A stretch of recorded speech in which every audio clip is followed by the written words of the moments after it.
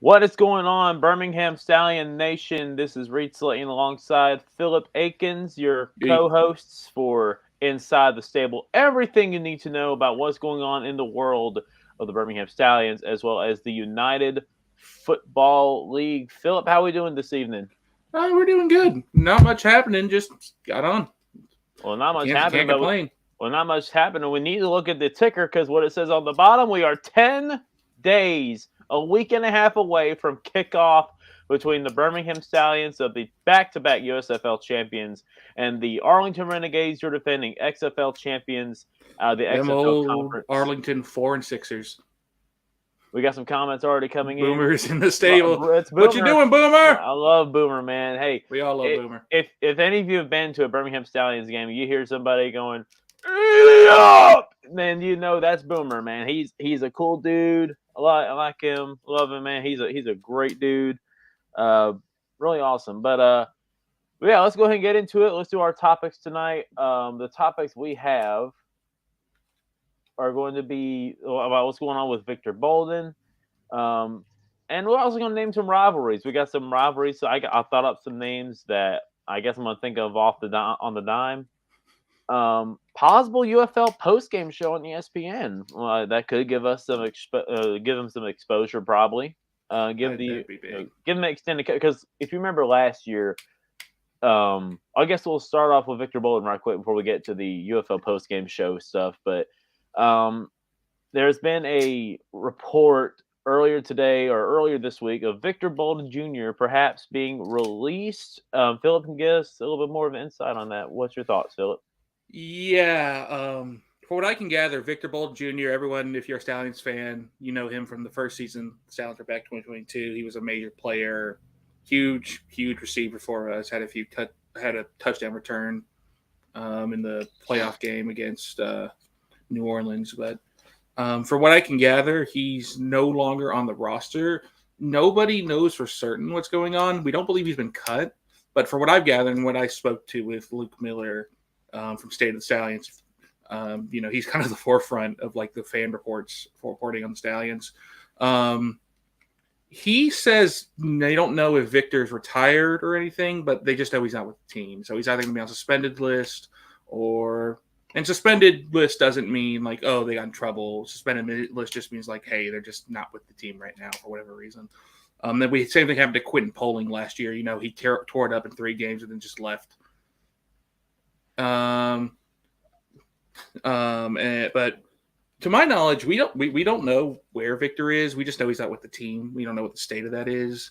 We did pick up a receiver. We picked up Zuber, who I can't remember his last name off the top of my head, but picked up Zuber like right after we knew that Victor was gone.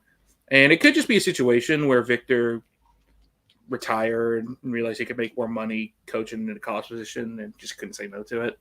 And that I understand. I mean, he's been in and out of spring leagues for a bit now, so.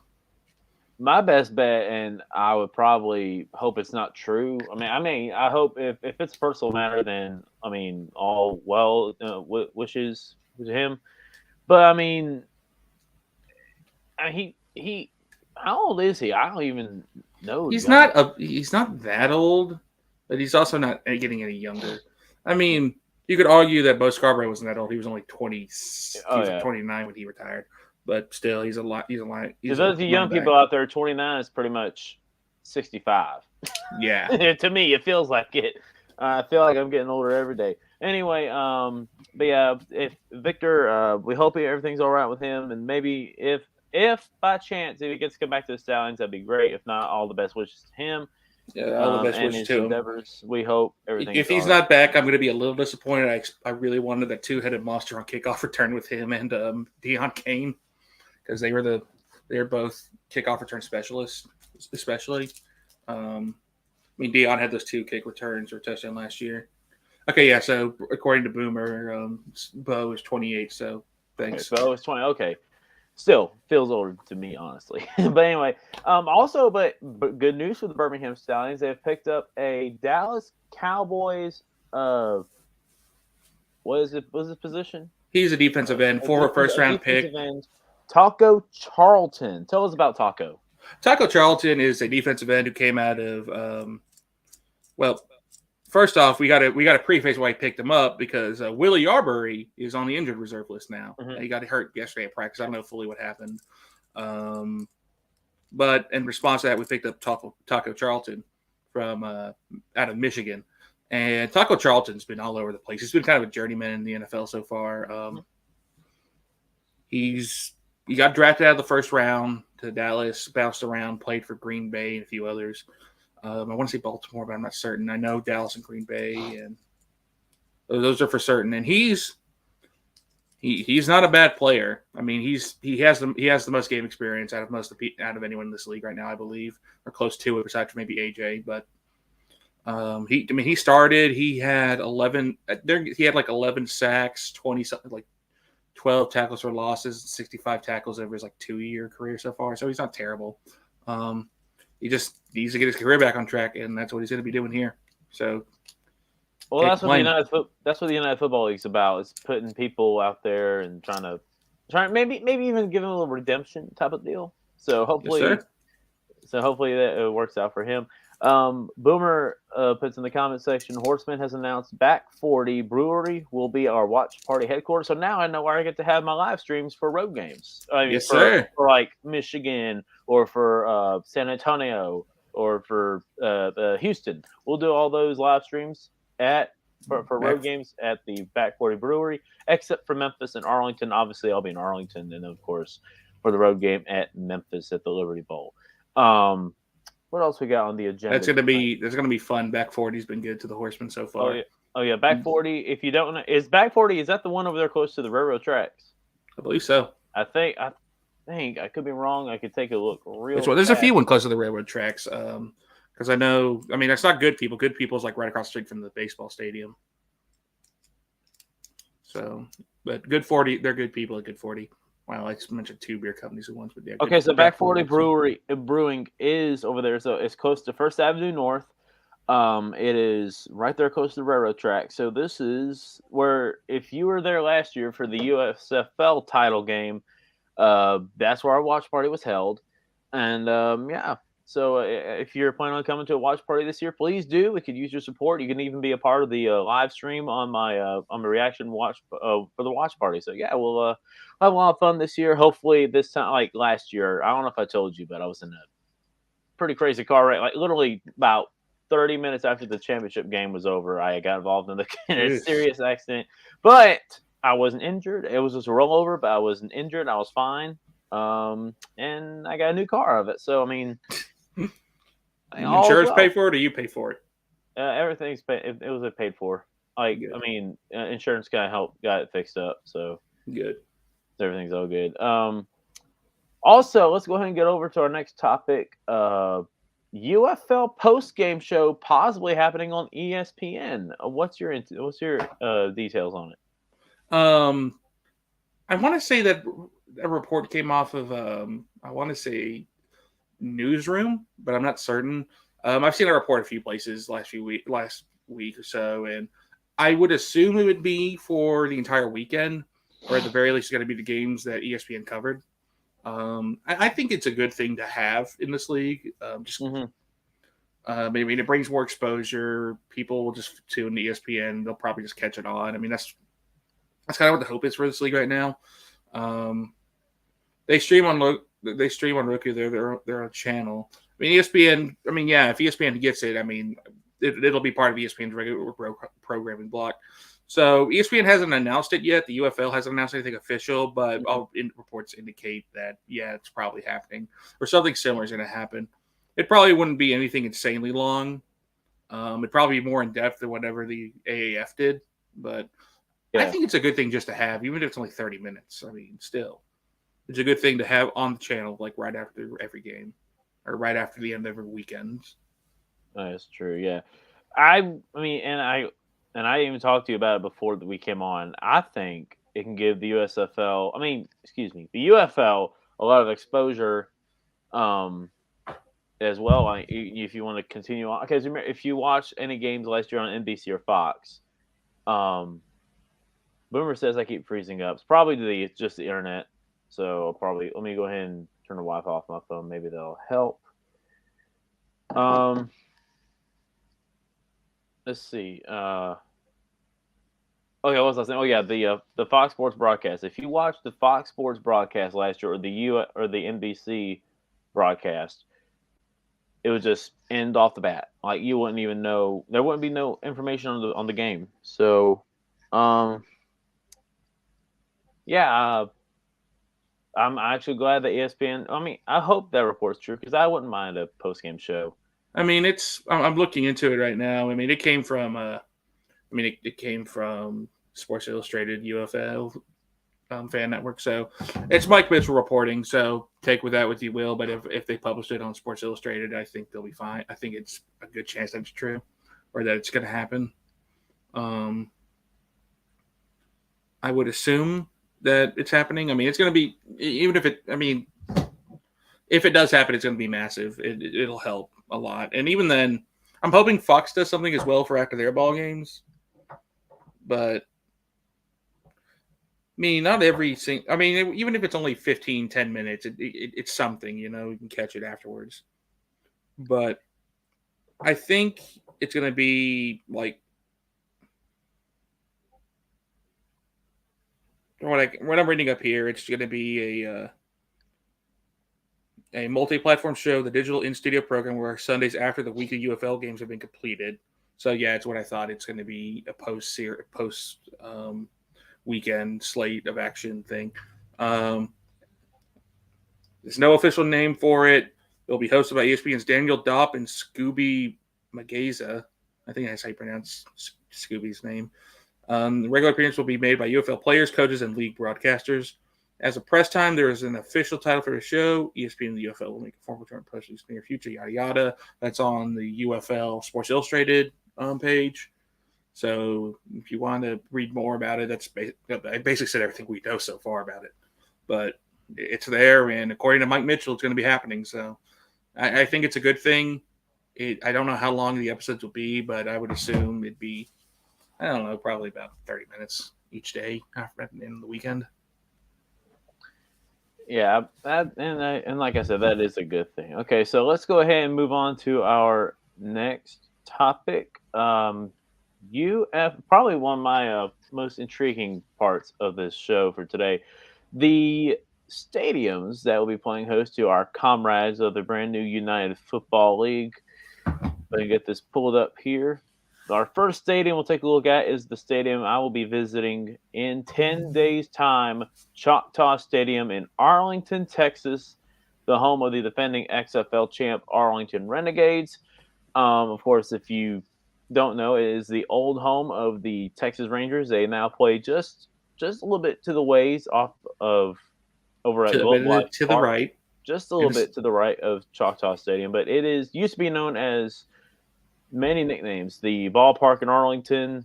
If you've watched the movie The Rookie, then there's a plot where a baseball pitcher comes out of high school, being a teacher in high school, and continues his dream of being a major league player, and fittingly plays in his stadium in Arlington, Texas. So, what's your thoughts on Choctaw Stadium? I like the format. I like that they added the bleachers off to the.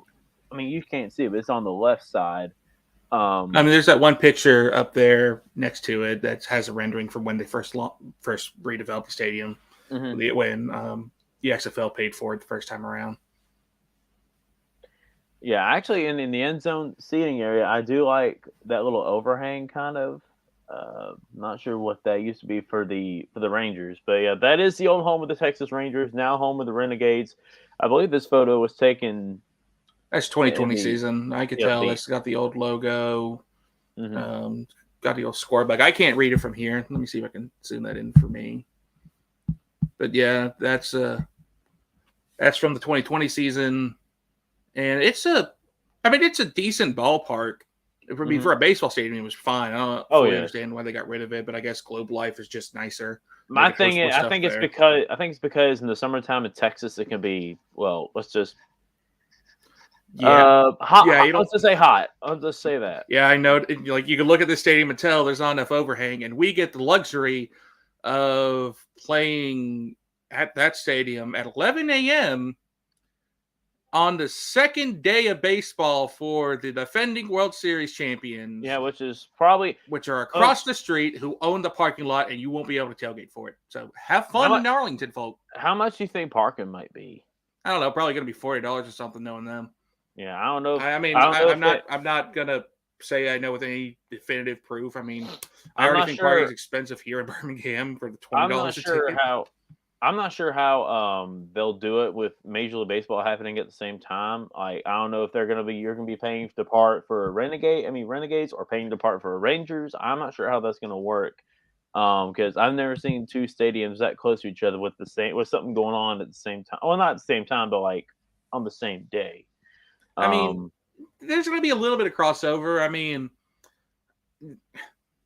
I don't want to be negative, but I think we'll be lucky to have 12,000 people show up for that first ball game. Probably, but you never know. I mean, it's 11 a.m. kickoff in middle of Texas on March 30th. And like I said, 2 hours after, like an hour or two after kick, you got the Rangers across the street playing.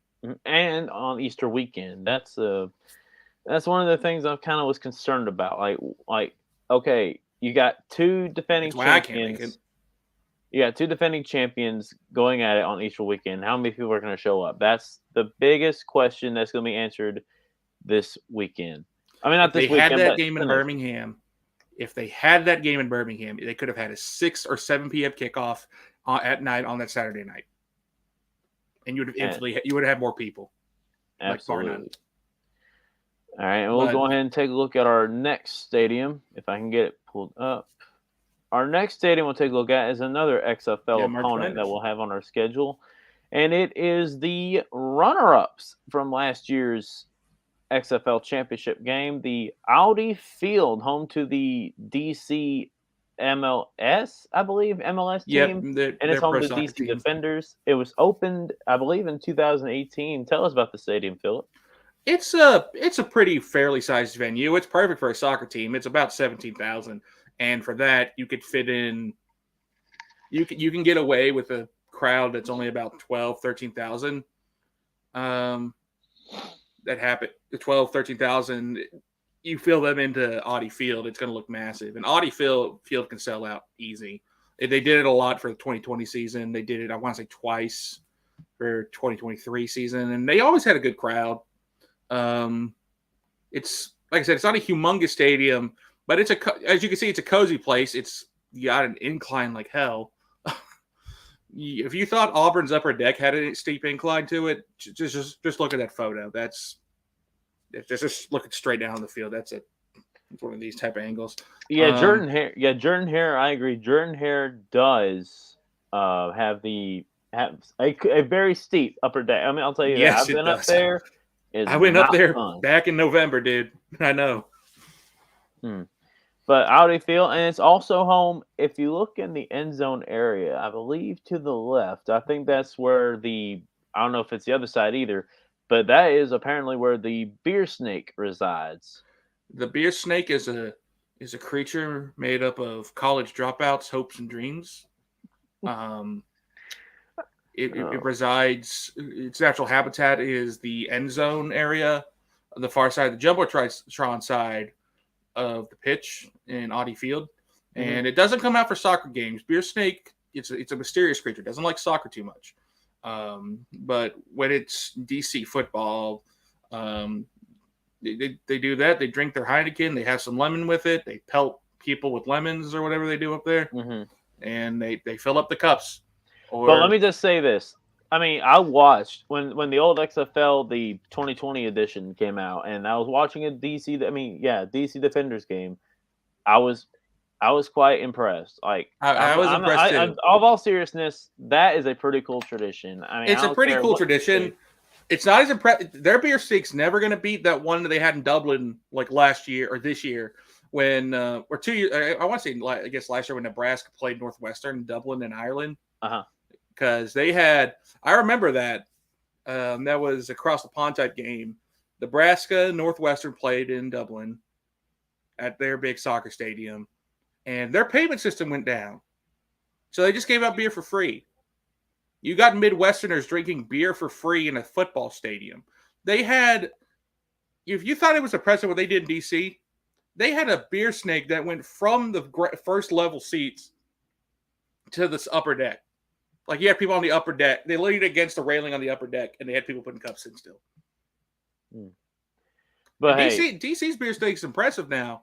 I mean, I'm pretty sure if Birmingham, if we put it together, we could probably do it in Birmingham too. But still, well, I don't know if I would want to copy anybody's tradition, man. It would be neat, but I mean, I know I'm not a huge fan of copying anybody. We don't have to copy it. I'm just saying that it's a beer snake. It's not. They're not the only people who do it. Or we could do, or if we can find anybody with cowboy hats and just stack them up on top of each other. I'll come into the. If I wasn't in the press box, I'd come into the ball games with about 6-7 cowboy hats on it by the end of it. I'll just look like Doug Dimmadome out there. So Audi Field in DC, hey, at least DC's got a team to pull for than the Commanders, because they are hot garbage right now. Oh, the Commanders are terrible. I mean, that's why DC has such a big fan base. DC was tired of the incompetence of Dan Snyder, and they're tired of the fact that FedEx Field is a dump. That's why the Defenders are so big. And the Defenders, I mean, they're a good ball club. They have passionate fans. DC's not, anyone who tells you DC's not a football town is dead wrong. They just haven't been good at football in 20 years. Oh, yeah.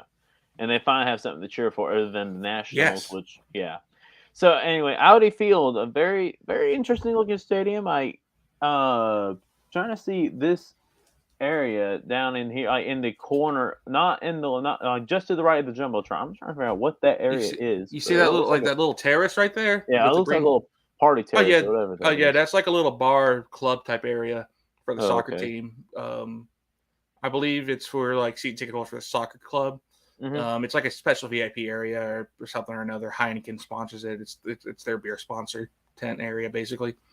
We don't have anything like that in Birmingham. I guess the closest is the club section seating. Yeah, in the end zone or in the leather seating area. Well, the club seating would be. That'd be in the end zone. Well, theirs is in the end zone, but I'm talking about like that whole terrace because that's also like a bar with like stuff. Oh yeah. We if you have the club, the inside glass interior part of the building. That's the club. Oh yeah, you're talking about. I think you're talking about the press box area. Yeah, the press box area. I mean, they call that the club. I mean, that's called the team club. You can go in there. I got you. All right, we'll move on to our next stadium on the list, and it is this stadium has quite an interesting history. If I can get it up here. Is it a USFL conference or an XFL conference? It's the USFL conference, and it is the home of the Rice Owls and the Houston Roughnecks for the season at least. The Rice Stadium in Houston, Texas. Now, before we let you talk, Philip, there's an interesting history on Rice Stadium. It was built in the 50s. It was home to John F. Kennedy's famous "We choose to go to the moon" speech. The whole "Why does Rice play Texas?" Because back then, Rice and Texas were huge rivals in the old Southwest Conference. Yeah. Of course, Texas absolutely dominated that rivalry to its own instinct. I mean, Rice was never, for the longest time, Rice wasn't a slouch at football. They used to be pretty dang solid. I mean, but, they're an academic institution.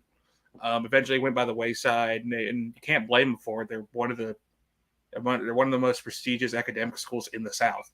And it is also home. It was also home, believe it or not, to Super Bowl VIII between the Vikings and the Dolphins. And anybody that has reviewed this stadium knows that was probably one of the worst ideas ever to have a Super Bowl at that stadium. But anyway, it is home to this year's. Well, maybe not at the time.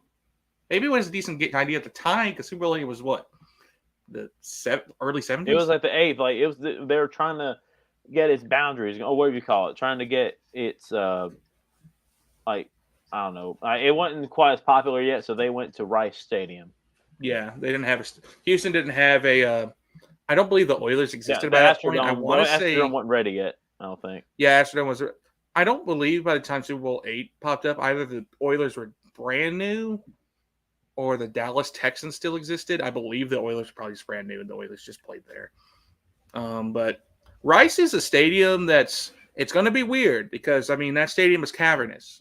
Because here's the thing, some people may not believe me when I say this. Rice used to be Rice football was a big deal in the city of Houston. They were Houston's football team for a long time. And that stadium used to hold I want to say 80,000. fans at one point. Nowadays, I think they reduced that down to being about 50,000 at max because, as you can see, they took out the seating. And I believe that photo you have might be out of date. I want to say they tore out one of the Yeah, end zones. this was 2009. Yeah, I just now found it. Yeah. Yeah. See if you can pull up a more modern photo because I know they took out about 20,000 seats. Let's see. I don't know which one would be more modern. Actually, one on the far left. On one on the far left. This right here. Yeah, that's about as accurate to where they are now. I was trying to find a better resolution photo type of deal, but yeah, there's the stadium. But hey, what I love about the stadium, though, I mean, I'll get to that. I'll get to what I was going to say about another thing I was saying about in a minute. But what I love, just look at that. The skyline of Houston in the background. That is spectacular. I mean, this stadium at its time was so grand, and it was a very neat stadium in its time. But to me now, I want to say it looks like the stadium hadn't been renovated. It looks like, I mean, it's been renovated, but it looks like most of it hasn't been renovated since like 1965 or something like that, like way back then. So that's just how I feel about the stadium. I mean, truthfully, obviously they've taken out an area and they turned that into an athletic facility, which is a good thing. That's for the players, and I believe that's also a club area right there that you see with the jumbotron. Mm-hmm. The big thing about that is you don't really have an obscenely large fan base coming to that stadium. It's kind of like the deal with like Legion Field when UAB played there. Yeah. Obviously, that's a slightly different case because UAB just rented the stadium. The city of Birmingham owned it, and mm-hmm. Rice owns this facility, to my knowledge. But you just don't have a humongous crowd going to Rice football games, and they're your only tenant, so there's no real point. Mm-hmm. And even then, it's not a terrible stadium. It's a mid-size. You tarp off the upper deck, you're fine. It's a mid-size American Athletic Conference nowadays stadium, Conference USA Stadium. Yeah, it'll work. It's not going to look as pretty on TV as Houston Cougar Stadium did, but mm-hmm. It's going to be fine. But you think they're going to end up painting over the end zones and stuff, and we'll all be good. But do you think that their fans are going to show up to Rice Stadium for a game? Look, this was the fan base that was about to go out with torches and pitchforks at the idea that they would have to buy a T-shirt with a G instead of an H and an oil rig on it. I think they'll show up, or at least you would assume they'd show up, given how much of a hullabaloo they made about the possibility of having to change the team's nickname. Mm-hmm. I would assume they'll show up. If they don't show up, I would be shocked. I mean, they didn't show up as well as they did in 2020 for mm-hmm. TCDU, or whatever the name is. Yeah, the credit union, whoever owns it. Texas something credit union. I don't know the name of the company, but I'll just say Cougar Stadium because that's just easier for me to say. Their crowds didn't show up nearly as good as they used to, but I think they'll be fine. I genuinely think the Roughnecks crowds will be at bare minimum like 12,000 again. I think both the Texas teams will be fine. I mean, the big issue there is that, and I don't believe their schedule is all night games, but that's going to be a very, very uncomfortable stadium in a daytime game because it's going to be like Legion Field. It's going to be, it's better than Legion Field because it actually has an open end zone for wind to blow through the stadium. That's going to be a convection oven in that place if it's a daytime game because it's nothing but metal and concrete. Yeah, but I do like the Cougar Stadium, TDECU Stadium. I've seen it several times on television. It's a really good-looking stadium. It's a modern facility. God willing, next year they'll be back in TDECU. It'll be a pretty good homecoming for them once they get back to TDECU. All right, let's move on to our next stadium on our list. It is a USFL team, and it is our rivals to the northwest. It is Liberty Bowl Memorial Stadium, or however the heck you want to pronounce it. I mean, I still call it Liberty Bowl. Philip calls it Liberty Bowl. I'm sure most of Memphis would still want to call it the Liberty Bowl. Tell us what do you think about the stadium, Philip? I mean, this stadium is easily the most historic stadium in the league. That's not even a question. It's the Liberty Bowl. I mean, many great college coaches have played the game there. Coach Bryant's final game was there, that win against Illinois in the '83 Liberty Bowl. Auburn's probably played there a few times. I mean, it's a historical stadium. It was the home to the original Showboats of the '80s, and they were one of the two USFL teams to ever sell out their games. Only two teams, to my knowledge, ever sold out a game was the Pittsburgh Maulers when Cliff Stout in Birmingham went up to play and ended up beating them with Joe Cribbs at running back. Mm-hmm. That was a game where Cliff Stout got pelted with snowballs every chance he got by the Steelers fans that were in the attendance. And then the second time was in, I want to say 1984, I believe, when in the year prior, 1983, to my knowledge, from what I remember, the Stallions had beaten the ever-loving mess out of the Showboats. Like, it was like a 54-2 win at Legion Field. And there was a rumor that the Birmingham players would pop champagne afterwards for some reason. And, or it could be 84 and 85. I may be mistaken. But anyway, it was a revenge game. It was a revenge bowl type game. And Birmingham ended up winning that game. I want to say it was, 34-21.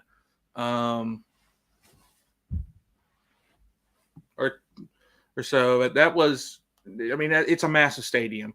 And as you can see, they're about to start renovating it, which is actually, that's the reason that we're having to swap where all the fans are sitting this year, because you know how they put all the fans on one side last year. They're inverting that this year because they're starting construction in the stadium. And I'll see if I can find the renovation photos. They just so they're just now starting renovating before the season starts. They're starting to, yes. I mean, so it's going to be just like the whole Vanderbilt situation.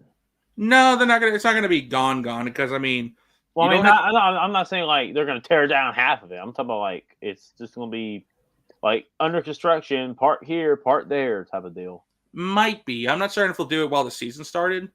I'm going to send you a photo of the render on Facebook. I got it right here. This is the rendering of the Liberty Bowl, and I have to say, I mean, that's going to look pretty cool. And I'm glad they're actually going to modernize it. I mean, the one thing I wish they can keep, because I don't see it on here, or at least they can move it to the Jumbotron, is that they move that American flag that lights up at night.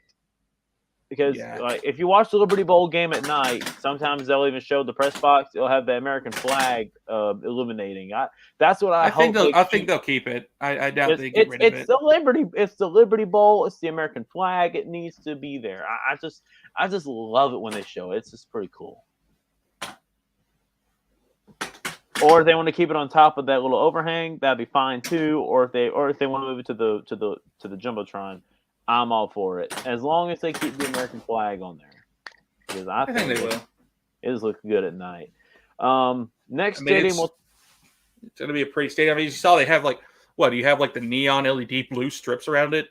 Hopefully they can program that so you can have like a navy blue for Memphis Showboat side games. And then, I mean, obviously they got last year, the USFL Fox invested in like fiber wiring for high-speed fiber for the internet connectivity. For them. So, I mean, the USFL is committed to stay. The UFL is committed in staying in Memphis. So, it's a historic stadium. It's got one of the old dirty sombrero designs, I like to call it. I don't know. It's also kind of given me the old Tampa Stadium, not Raymond James Stadium, the old Tampa Stadium. They call that stadium the sombrero. I call that the dirty sombrero. I love the stadium that looks like that. There's only like two I can think of. Yeah, and if you look on the outside and you're looking at the stands going like this and then going back up, it just looks weird. But I like it. I like weird. I mean, it's cool. I mean, it's still a big stadium even then. It is pretty big. Which, by the way, fit about 38 people on one side of the stadium. It's insane.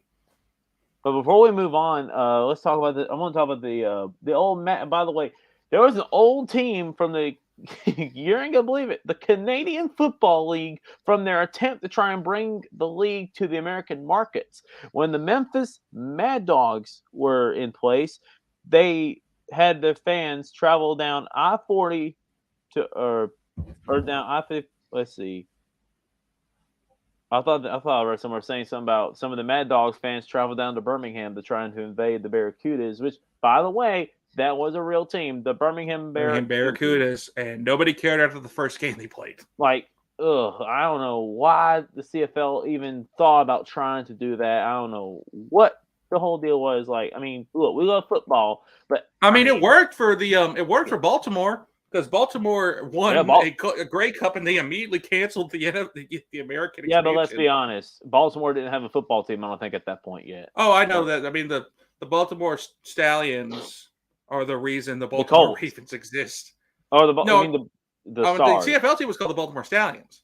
Oh, really? Yeah, yeah, they're the Baltimore Stallions. They wanted to be called the Baltimore Colts, but the NFL said no to the trademark. The NFL said no, we still have the trademark. You can't. Sorry. Boomer says, "I need a Miller Lite." Okay, refill in hand. All right, refill in hand. He mentions the UFL hasn't put out enough advertising to fill their stadiums. I feel like they're looking for TV time and are dependent on fans recruiting to fill these stadiums. I kind of agree with him. Chase, sorry, I'm out of Dr. Pepper. And you know what, I kind of agree with you to an extent on the advertising side of things. I can't say too much, but I do wish we were focusing local markets a little more with our advertising. I mean, I think that's just an issue of not having boots on the ground in the market as heavily as you want. I mean, that's a symptom of everyone lives in Dallas. So they only show up for the day of, and then they fly out afterwards. Mm-hmm. So, I mean, at least we have Stanley in that tent and stuff in events, but I think some of it they think they could just there's some markets like you don't have to sell tickets in St. Louis. St. Louis is going to show up anyway. Oh yeah, I'll get back to the Liberty Bowl stadium real quick. So I mean, St. Patrick's Day, there was a photo of Stanley at a St. Patrick's Day event. So I guess it's safe to say Stanley is still going to be here, and I'm happy for it. I'm glad that whoever plays Stanley or Stanley himself, I'm glad that he'll still be around because he brings life to games in Birmingham. He's a fun mascot. And also, one more thing about the Liberty Bowl before we move on. It was also home for several years. The Tennessee Oilers, after they left Houston, before they became the Tennessee Titans. And of course, so many leagues have played in that stadium. You had the Memphis Southmen of the World Football League. You had the Memphis Showboats. Oh, the old league. Yeah. You had the I don't think they had a team for the World League of American Football, so they didn't have a team for that, but they did have the Canadian League. They had the Mad Dogs. They had the Oilers showed up for a season because their stadium wasn't ready and they didn't want to play at Vanderbilt because you couldn't sell beer at an SEC stadium. But Memphis didn't want them, and Memphis barely showed up to Oilers games. Yeah, because they've been trying for years to have a football team, but I think now they finally have one. Not only the Tigers, which, by the way, I mean I actually do like Memphis, the Tigers of Memphis, but not only do you have the Memphis Tigers, you also have the Showboats to pull for. So I'm actually happy for Memphis. They finally got the team that they've been wanting for so long, and I'm sure they're forever grateful for that. The next stadium we'll take a look is another USFL conference team rival, the Michigan Panthers. It is Ford Field, the home of the Detroit Lions, defending NFC North Division champions. I still can't believe I'm saying that. That's a pretty. Let me say that it looks like that stadium could be a basketball arena because normally there'll be bigger size stadiums. This looks like the upper deck is lower than the average upper deck of other NFL stadiums. I mean, it's not a small facility. It's a 65,000 facility. It's pretty big. It looks small on TV. It's just because the upper deck's darker. I guess that's true then. Ford Field is a nice facility. It's about 15 years old. I want to say it replaces the Pontiac Silverdome, which it's the Silverdome. That was one of the most famous stadiums of the 20th century. Mm-hmm. It's been the home to the Detroit Lions, which they weren't very good again until recently. Mm-hmm. It hosted Super Bowl 40 between the Seahawks and the Steelers. Steelers ended up winning that ball game. Mm-hmm. It's hosted like 6 different names. The same bowl game under like 6 different names, like Little Caesars Bowl, the Quick Lane Bowl, stuff like that. Yeah, Birmingham can get more people than Michigan probably can. Michigan is one of those stadiums where Michigan is a market where football is popular, and they could probably draw really big. They are possibly the highest ceiling with like any of the teams in market right now. Mm-hmm. For like attendance wise, they have the highest ceiling, but they're at the lowest floor because you had the issue last year with Michigan where they didn't win a home game until their last one. They were 1-4 at home, and Memphis was one of those original USFL brands, not just original. I mean, like they won the first championship. Yep. They stopped existing. I want to say by '85 they got either traded or merged into the Oakland Invaders. I mean, Bobby Hebert. That's why you see pictures of Bobby Hebert as quarterback for the Invaders. But it's a nice facility. It's a modern facility still. I want to say that the Lions are in charge of their ticketing, so their ticketing has been a little bit of a weird issue. They didn't have single game tickets available until very recently. Mm-hmm. But it's a nice facility. It's a pretty good modern NFL facility, and I think they can draw fans if they really go at it. And if Memphis is any good, I mean, well, you got Mike Nolan as your head coach. Literally, all you have to do is be better than last year. Even if you win 2-3 home games, you'll be fine. You'll draw people. Oh yeah, but yeah, Ford Field. Some more things that it's hosted over the years. It actually hosted the 2000. Wait, it's hosting the NFL draft this year, I believe. Oh yeah, it is. You're right. It hosted the 2009 Final Four, and it will again in 2027. So an 18-year wait for Ford Field to host again. In 2003, it hosted the largest crowd to attend a basketball game, 78,129 for what they called the Basket Bowl, where the Kentucky Wildcats beat Michigan State 79-74. It's hosted college hockey, the 2010 Frozen Four, with Boston College beating Wisconsin to win the title.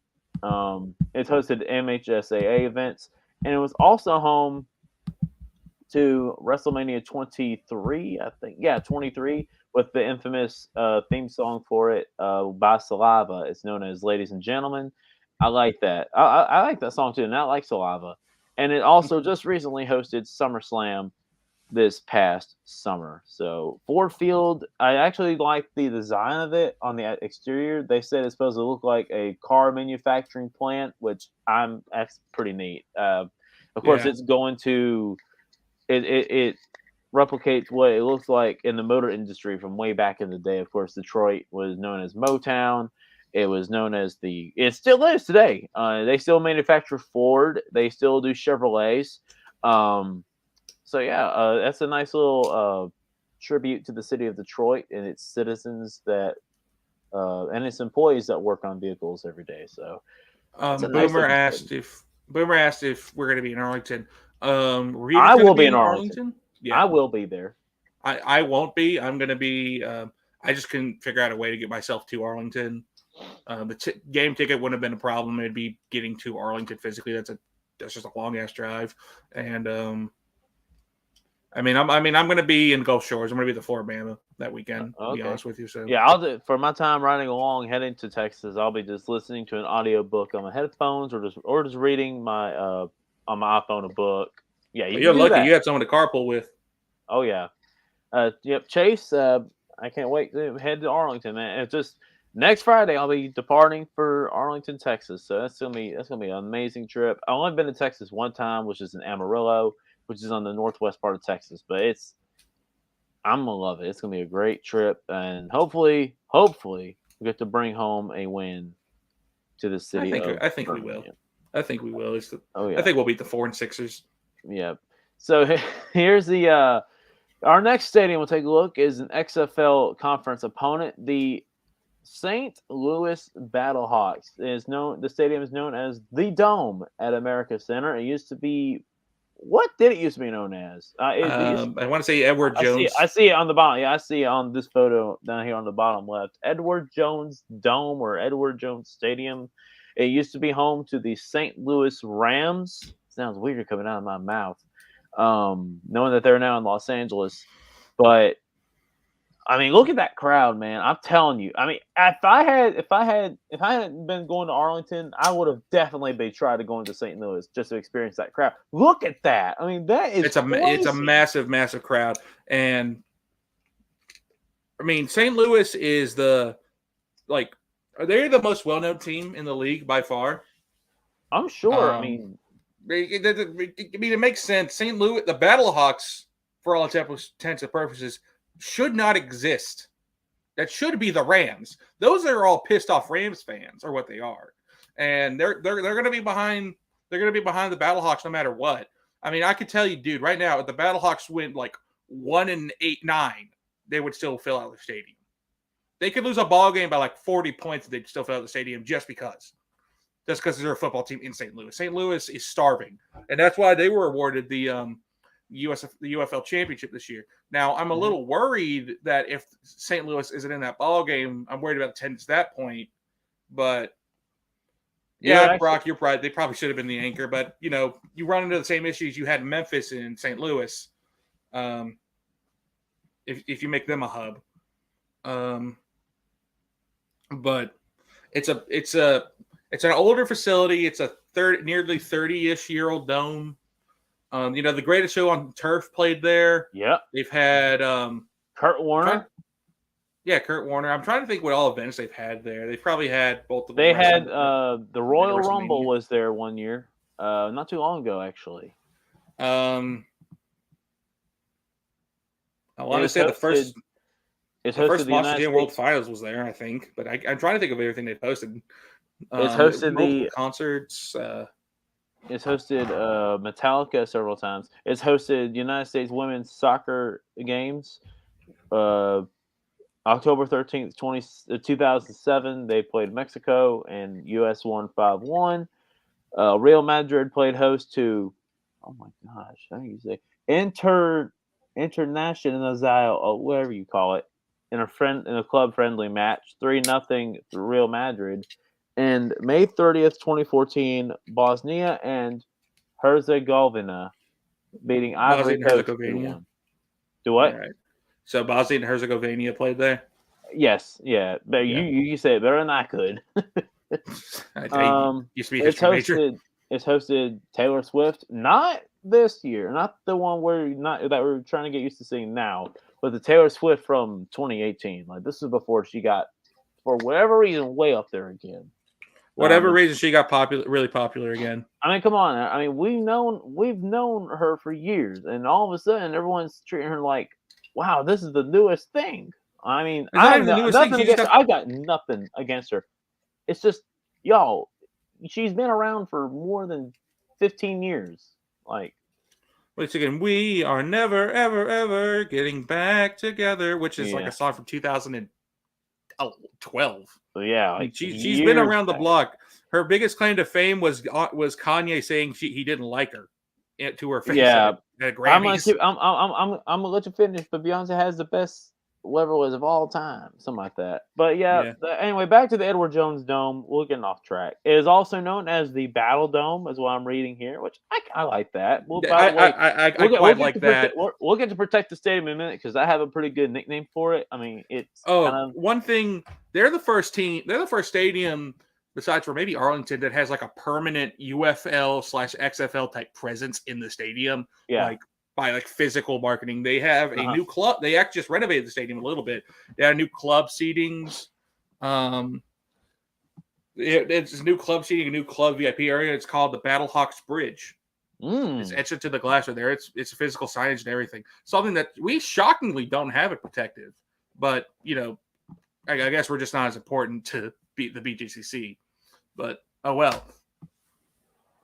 The Battle Dome has also hosted college football games. It hosted the very first Big 12 Conference Championship game in 1996, the third in 1998, and it was home to a neutral site matchup featuring the Illinois Fighting Illini and the Missouri Tigers. Yep. It is promoted locally as the Arch Rivalry. Rivalry, known for the St. Louis Arch. Which, by the way, I've been to that stadium, but I didn't go inside of it. We were in the St. Louis Arch, and you can literally see that stadium. Oh, yeah, same. I rode past that stadium on a riverboat. and I was very tempted, but that was like right before the XFL 2020 season started.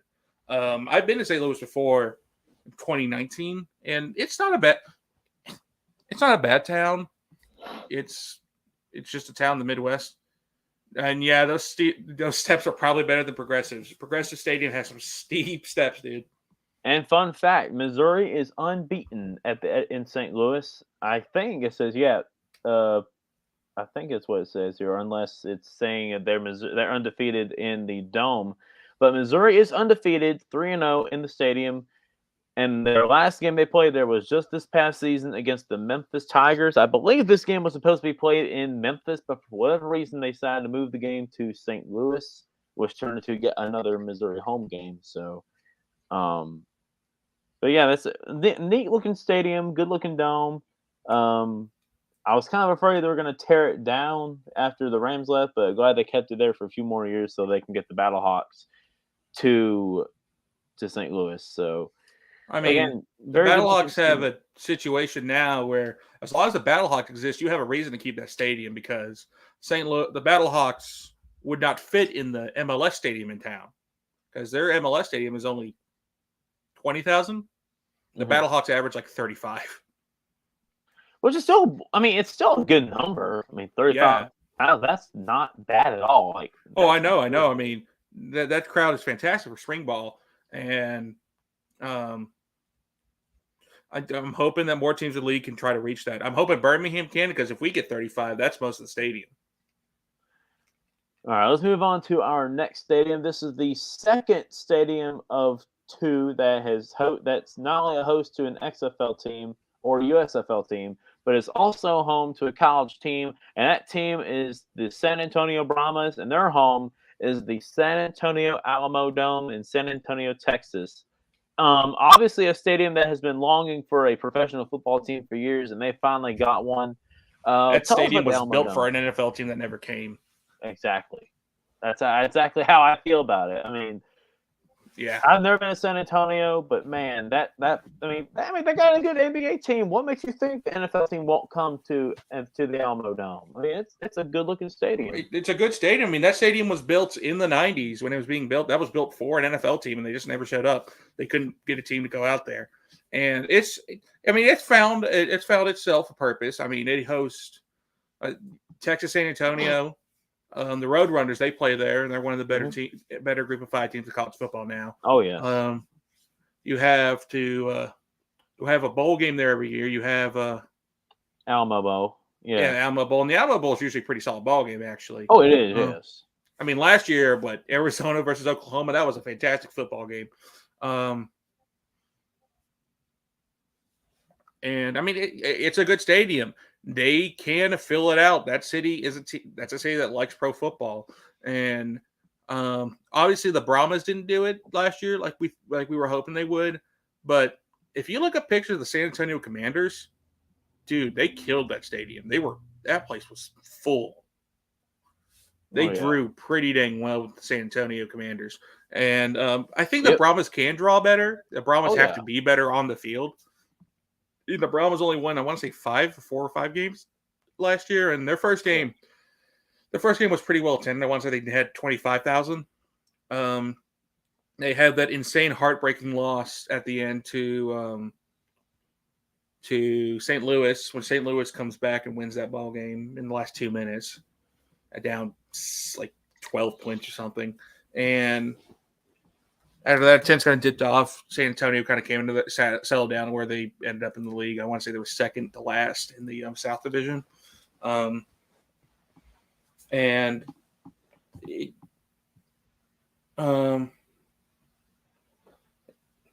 are the best football. Just ask Daddy Ed. I'll have to remember who Daddy Ed is in the meantime. But the Alamo Dome is a good facility. Mm-hmm.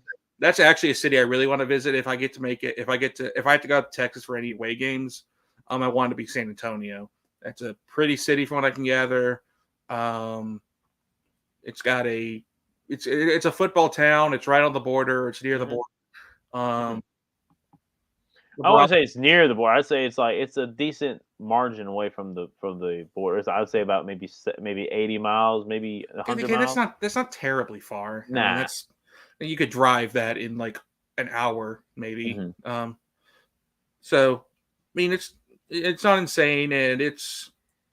I I mean, just can't it's a get nice I just can't town. get over that name. For whatever reason, I just think that name seems pretty neat. The Oh, the Brahmas. Brahmas is And a dumb name. look who's on the top left. I mean, that's Him. why it's named. That's why he named the team the I Brahmas. mean, what else could you? I mean, I don't know if you can name them the Alamos or anything like that because I I would don't have know. just called them the Bulls and been done with it. Probably that. I mean, true. Or the Toros, the San Antonio San Toros. Antonio Toros would be absolutely fantastic. I would have liked that. I mean, the Brahmas. I mean, I try to get behind. It's just I don't know. It just don't sound right coming off my tongue. It doesn't sound right off the tongue. I mean, I knew San Antonio was going to get a team if Dwayne was involved because Dwayne's wrestling career kind of kicks off at San Antonio. Mm-hmm. But And I mean, Memphis for I think, yeah, in Memphis. I mean Memphis obviously, but so many wrestling careers started in Memphis, because that was a wrestling city Mm-hmm. for a while, and but San Antonio it's a crap name. I don't like the name Brahmas, but that's a fan base that will support spring football if you give them a Oh chance. yeah. If I teams mean, are decent. look, even if I were a fan, if I were a fan in San Antonio, I wouldn't care. I wouldn't even care if you called them the Rats. I wouldn't even care if you call them the Mice. I will pull for a San Antonio football team if I lived in San Antonio because they've been, like I said, they've been longing for years for a pro football team, and they finally got one, and it's one that's probably going to be here to stay for sure. And Yeah. I couldn't be more happy for San Antonio. Record attendance. I believe this is the record attendance outside of the Alamo Bowl. A UTSA football game, which actually happened to be their very first one. 56,743 for Northeastern State. Texas San Antonio won 31-3. That's that's a quite an attendance for a small college football team. Like even though they were getting started. And ever since then, they've been packing. I mean, not really packing, but they've been having decent crowds for those games. You'd average about maybe 30,000, maybe 29,000, which is not bad. Like very good, very good. For Yeah, I mean, San Antonio, the UTSA is a pretty solid ball club. But like I said, that's a city that can draw really well if you give them the chance. Oh yeah. If you look at the pictures, I mean, if you look at pictures from the Commanders, or if you look at back in their first video that first game where they played against the their first game where they played against the San Diego Fleet, that stadium was packed out. There was like 35,000 fans there, and I mean, it's a good facility. It's a town that likes football. It's a town that kind of reminds me of Birmingham is with football, which Birmingham just suffers from a few different issues here with just having so many spring league teams come through here. But we have to prove the Stallions have to prove in Birmingham that they can stay, because people just kind of, I think people kind of assume we just up and left, which I mean it shouldn't be the case. But we can draw the same as San Antonio. Does San Antonio have an XFL team back in the 2020 edition? I want to say no, they did not. Okay. They had that because they had just come off of the Commanders 2019. Boomer says, "I think if we win against the Renegades, The Rock will be in Birmingham for our first home game." I think so. I mean, I would assume he'd be in Birmingham soon. I'm sure he'll go. I'm sure he's going to go to every single team's first home game and maybe even a playoff game, something like that. He'll be at the championship game for certain. But the thing is, it's got to depend on because our first home game comes after 1 week after WrestleMania, and The Rock is slated to battle against Cody Rhodes and Seth Rollins with his cousin Roman Reigns. But I mean, we talked about it last week. I'm sure he'll pay attention to the games while he's getting prepared. That'd be kind of crazy though. But I'm sure if he's got time, I'm sure he might show up to Birmingham for the game. He might hang out with the Horsemen for a little bit. I would hope. That would be nuts if he did. I'll be going to work that very next week telling everyone, say, "Hey, guess who I sat with at the game? Dwayne The Rock Johnson." Yeah. That'd be awesome. Fun. That would be great. Our final stadium, which, by the way, on that note, we finally get to our home, our beautiful home protective stadium located in downtown Birmingham. I mean, it's one of the honestly, in my opinion, one of the best facilities in the state of Alabama right now, up there with Legacy Arena. It's a nice modern facility. I mean, this kind of league is perfect there, as you're seeing from the photo right there. You can draw a decent crowd. You can put a decent amount of people in. That first ball game, I know the official attendance was like 17K. That was from tickets scanned or tickets. I think they went by tickets sold instead of tickets scanned because I knew it was some giveaways. But because obviously that's more than 17K. If UAB had that game, they would have said it was 30,000. But it's a nice facility. It's the home of the UAB Blazers, the Birmingham Bowl, concerts. It's obviously the United Football League, the USFL played their entire season in that stadium 2022 there in Legion Field, but still. It's a nice modern facility. It's a little steep on the sloping's a little steep. It's a bit of a pain to walk in, but the seating's nice. It's not a bad view in the stadium. All the facilities are modern. I would say the concessions are great, but they're BJCC concessions. It's also the home to Legion FC soccer for the last 2 years. Legion FC was able to bring in 18,000 people for a Open Cup match against. Well, it was some major MLS soccer team came in town. MLS, it was. I think it was the MLS Cup. I mean, not MLS. It was like it was Miami. It was the Open Cup. It was the Interleague Cup.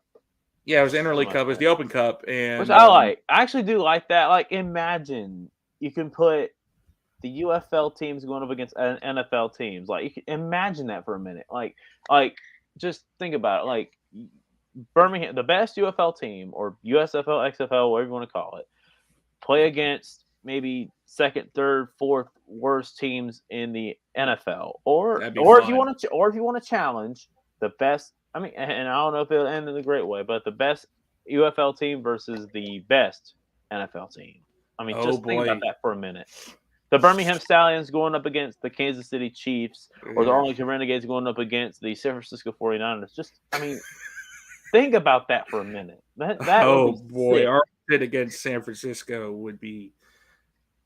Or Birmingham versus San Francisco, if you want to call it who wears it better bowl. Because we will pretty much have the same jersey. The identity theft bowl. True.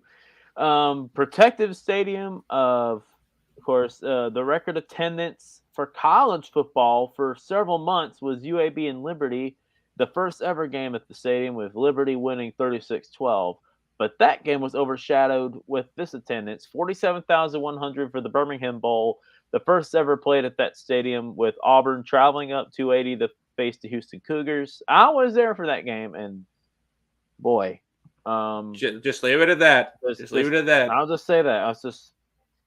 Auburn appeared in a stadium in the state of Alabama. But I'll just say this: that stadium is meant for a team that's less than Auburn or Alabama. Because if you look at, because I went to a concession stand, lines were backed up. I mean, and then I went the next year for Troy versus Duke.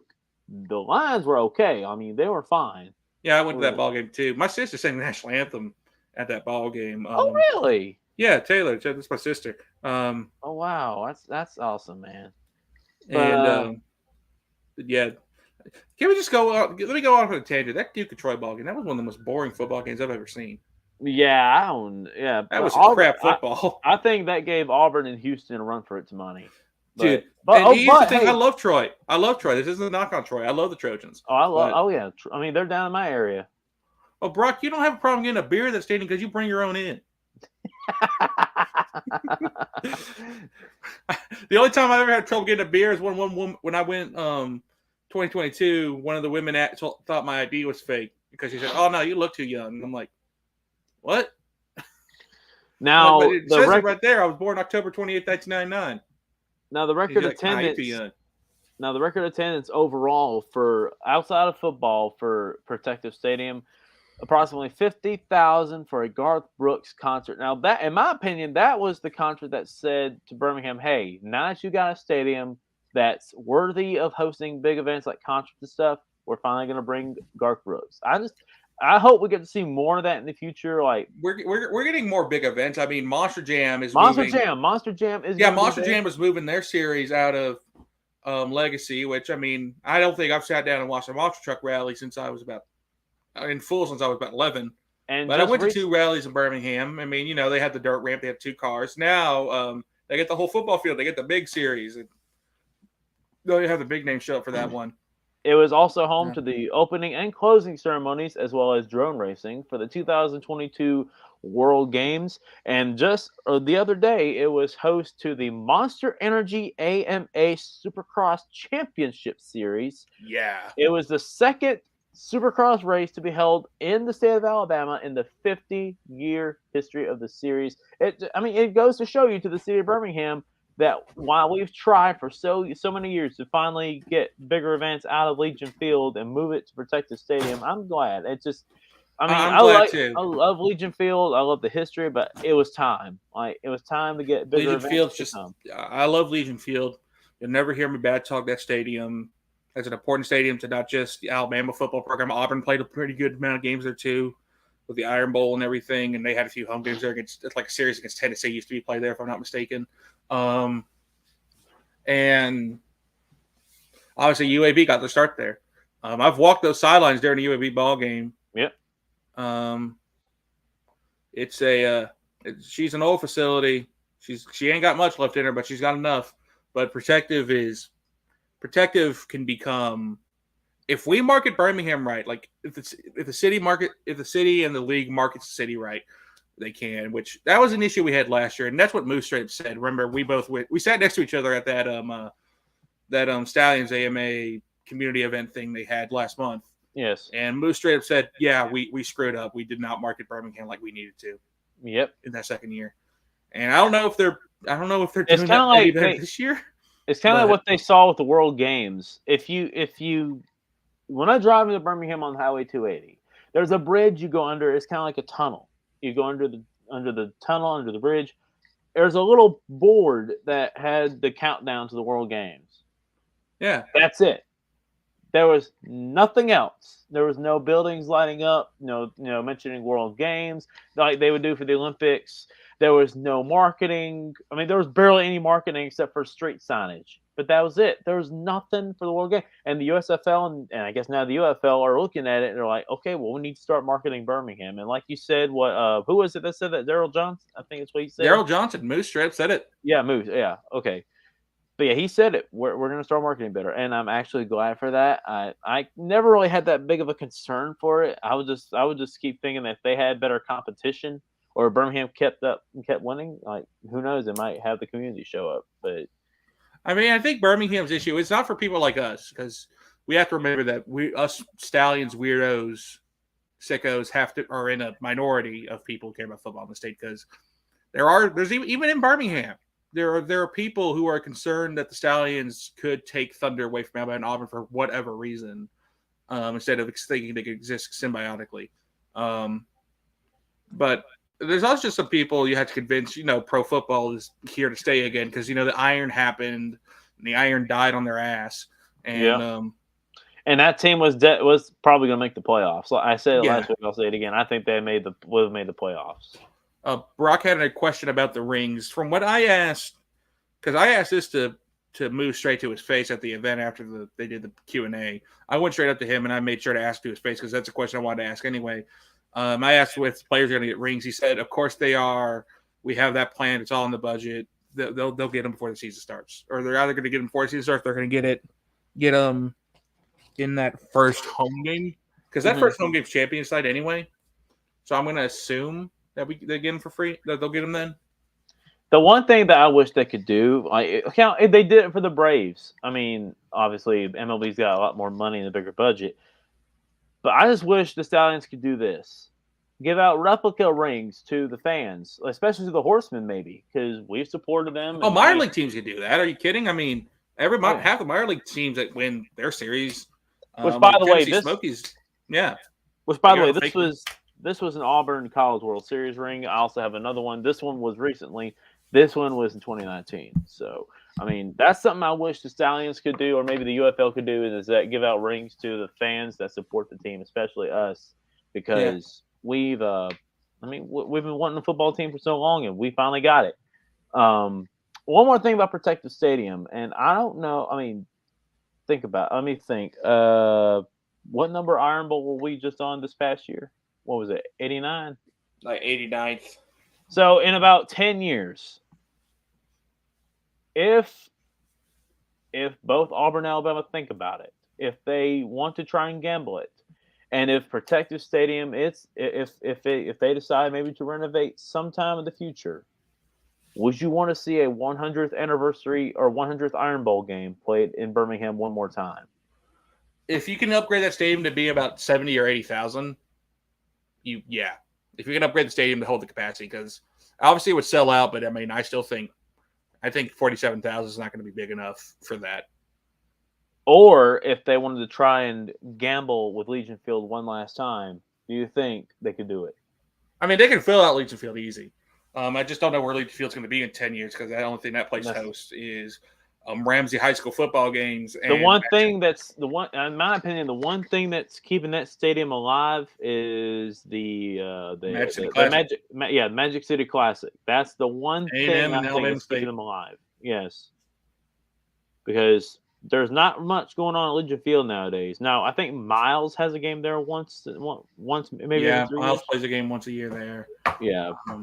So that's about it. And then, of course, you got high school football games there. So, I mean, I don't know. I mean, I love Legion Field, but if I have some chance to meet that wrecking ball someday, I'll go there and say goodbye. But, and also, one more thing about Protective Stadium is also host to the Super 7, of course, in the state of Alabama. That's one of the biggest events in AHSAA. They just need to move that game there permanently. I remember watching that one on TV, and I mean, I love and as a player, playing in Alabama and Auburn is a great idea. Oh, yeah. City of Alabama and City of Auburn is losing money. Yeah, like Brock says, it's losing money. Super 7 was losing money at playing in Birmingham and playing in Tuscaloosa and Auburn. City doesn't make much money off of those events either. But I think, in my opinion, but this is just me because I just love both. I mean, Auburn and Alabama. But here's the thing: I just think they need to keep doing this for a little while until if they realize money's going down the drain, then they just need to move it to. And I get it. I mean, I can see it moving to Birmingham permanently because it's central. It's more in the middle. It's like, I mean, that's where it used to be. It used to be at Legion Field until about 2009. And that was when they started going back and forth between Auburn and Alabama. But I think you need to have it. I think you need to have it for the top three teams or top three football programs in the state of Alabama: Auburn, Alabama, and UAB. I just think they need to keep it like that for a while because obviously you need to keep UAB in the mix. Yep. And give high school students a chance to play at not only a city-based stadium, but a college stadium like Bryant-Denny and Jordan-Hare. That's just me. I don't, but yeah. So that's it for the stadiums. Let's go ahead and get to our final topic, which is rivalry names. One of my favorite parts of this video, I'm sure. Let's go ahead and begin with DC. What do you think you can see DC a rivalry? DC's biggest rivalry by far is going to be St. Louis. That's already happened last year. They had that massive fight in the stadium. DC has whooped up on St. Louis 2 times in a row, and those teams don't like each other. I don't know what you call the game because, it's St. Louis versus DC. It's not exactly a regional thing. But those 2 teams definitely don't like each other at any capacity. I can see that being a rivalry too. Yeah. Okay, so speaking of St. Louis, who do you think, and what would you call that rivalry? St. Louis's rivalry, like I said, their main rival is going to be, their Twitter account's main rival were the Vegas Vipers, but the St. Louis's biggest rivalry is the playoffs because they just don't make the playoffs. St. Louis's biggest rival being DC. I don't know what I could call that game. I'm kind of surprised. How about this one? It's not. Memphis could take St. Louis, yeah, but like the thing about Boomer, you took the word. I was about to say, man, look, Memphis and St. Louis makes so much sense. It's the Mississippi River. It runs right through those cities. Call it the Mississippi River Bowl, the Mississippi, or the Battle for the Mississippi, or something like that. Yeah, something like that, River City Bowl, and I could just call it the River City Bowl if it's between those 2. I just think that's like, I'm trying to think of like non-manufactured rivalries, which is going to be a problem now because some of these teams don't have any history to have to build a rivalry. So a lot of these rivalries are going to be manufactured. Mm-hmm. like St. Louis. I guess if you really want to, they can take the you could take the Memphis instead of the rivalry that's been building with DC. But Memphis is easier to put a name to. Like I just call it River City's Bowl. River City Rumble, maybe. I know. Remember in 2022 when we first started the USFL, they tried to like force some rivalries that didn't exist, like Birmingham and Houston. Oh yeah, like they made up some names. Yeah, they made up some names, and like they called it I called it when Birmingham New Orleans played. I called it the Battle for the Crescent or the Battle for the Crescent Line. Because in Birmingham, Amtrak runs through there, and it goes all the way to New Orleans and all the way to New York City. And like on the way from New York to New Orleans, there's the train goes through New Orleans to Birmingham, and of course, Southern Railway used to have that line too. I'm so disappointed that New Orleans didn't make the cut because that was a genuine fierce rivalry that was. I would have loved it, and I think they could have made a trophy out of it. Maybe have like a railroad spike or something like that.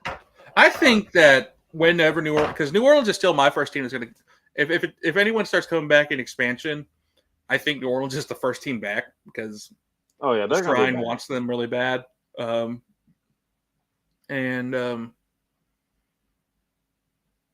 think you could make the Battle for the Crescent Line a real thing, and I think it would be really popular. I mean, it also gives me an excuse to go to New Orleans. True, it could be better than paying for gas. Better than paying for gas gives me an excuse to go to New Orleans, and I may or may not waste that money I spave on gas on a bunch of daiquiris inside the stadium, but you didn't hear that from me. So let's see. Let's move on. Michigan. Who do you see them being a rival with? I think it's got to be St. Louis. It's got to be St. Louis, or it's got to be DC. It's got to be one of those two. It's got to be someone up north. It's their closest team to that region, which that's why. And honestly, if somehow they would have came up with a Canton, Ohio team, I would have seen Michigan and Canton being rivals because obviously it's Michigan versus Ohio. They don't like each other. You know, the whole Toledo deal from years and years and years ago. Oh yeah, no. I mean, whenever Canton gets a team back or someone, I think they'll get a team. Michigan and DC could be a pretty solid rivalry. Mm-hmm. I don't know what you could call that game. Let's see. Okay, let's move on. Birmingham. Who do you see? Obviously, there's a lot of big ones out there. There's a lot of big ones. Houston, if you want to keep on with Houston, like we had with the Gamblers, because they're the only team who's beaten us. Even though now they're the Roughnecks, and now they've been the monkey on our back for a couple of years. I mean, we split the series with them, but Memphis will probably end up being the team that the league pushes. And there's so many names. You said it last week. One of them, it was the War from before. Some of my favorite ones that I've come up with, I like that one, War from Before, or the Battle for the Bones UFL edition, the War on the I-22 or the I-22 barbecue beatdown, the barbecue bowl, something like that. I'd call it the barbecue beatdown because we can't keep Battle from the Bones. That's UAB and Memphis's. That's true. We're not taking from them. We're letting them have theirs. We can have ours. We won the barbecue cook-off. Yes, we did. Yeah, we did.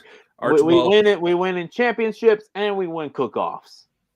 Come beat us. Come challenge us. Now let's go to rumble for the ribs. Yes.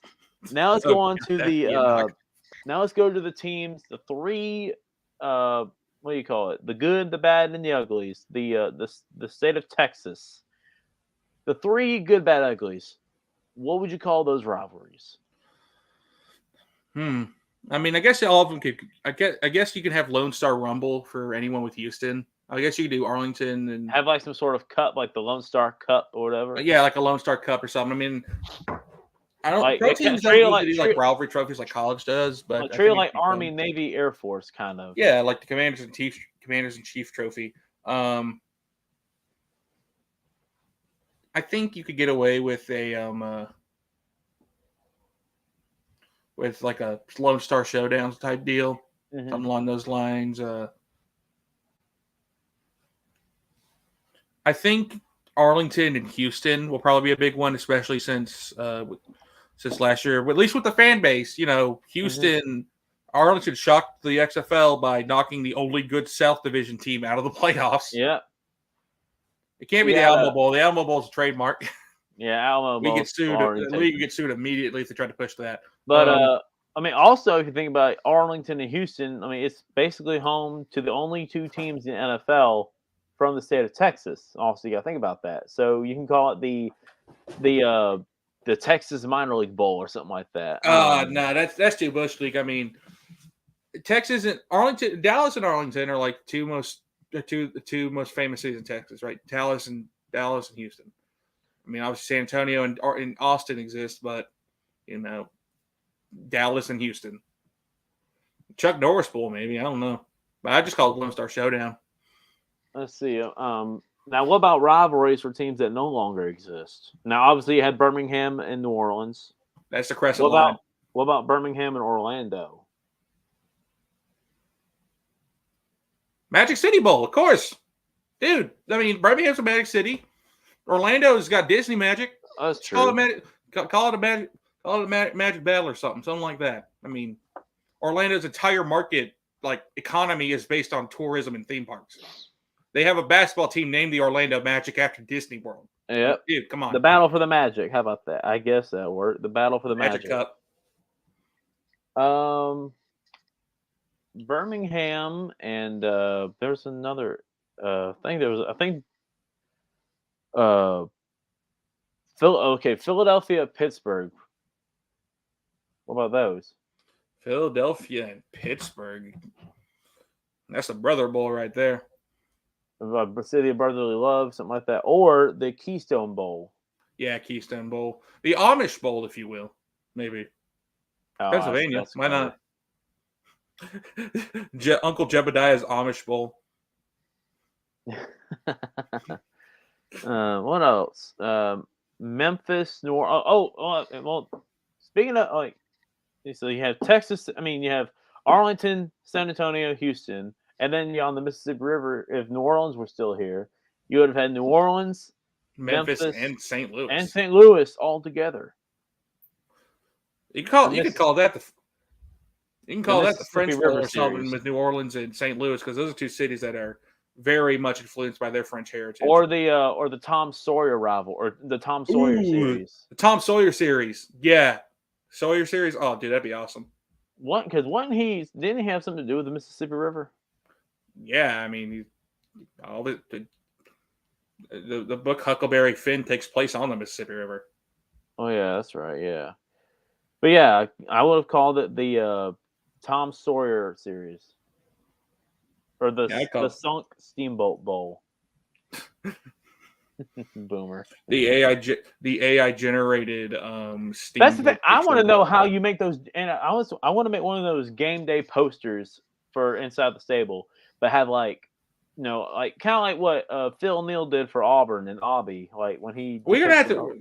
I would murder to find someone who could do a Phil Neal art style for someone. I'm not a big fan of like AI generated art personally. Like art, I mean, like sometimes we see it from a certain gentleman on Facebook who throws out pictures of like a bearded, slick back-haired, muscular boat captain, like decapitating a horse or whatever he's doing, or like chomp on a cigar.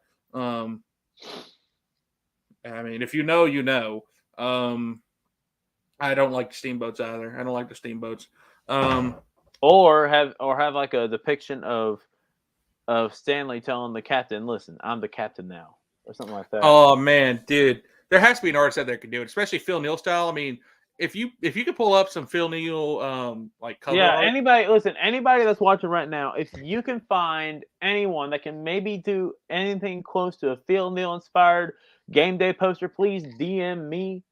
I will get in touch with you. We can work things out, because I really want to do that. I really want to do those game day posters, because I could imagine one with I really want to do one with Birmingham or Arlington, where it's like Stanley and a Renegade facing off before, they're face to face with each other.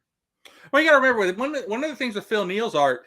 And actually, Phil Neal, he did a bunch of stuff for the Birmingham Vulcans of the World Football League. Mm-hmm. I actually have a actually have one of those at my old house in Demopolis at my parents' place, and obviously, and one of the big key things with his Auburn stuff is he belittled opponents on his stuff. I don't know if you could pull it up right there or not if you search up Phil Neal Auburn, Oh yeah, I but can like, definitely do that. yeah, there's not a single time where he shows the other team in a positive light, and it's pretty funny. I mean, like what? Well, like Auburn and Clemson, they call it the family reunion. It's like Aubie lighting the Clemson Tigers guy cigar, which is like a stick of dynamite. I would do something like that. I could have Stanley buck. I would like to see Stanley like buck in a renegade down the street or something. Like Let's what see. you had, like There we Auburn go. versus Southern Miss, where something like that. Like Phil Georgia Neal Tech. stuff for Auburn is just so iconic. I love it to death. Like have Stanley taking apart a steamboat, something like that. I think, yeah, for the showboats, you could just have Stanley sitting on a lawn chair on the riverbank with like a drink in his hand, sunglasses, looking back at the viewer while the steamboat's sinking in the background. Mm-hmm. Oh man, dude, I could think of so many ideas.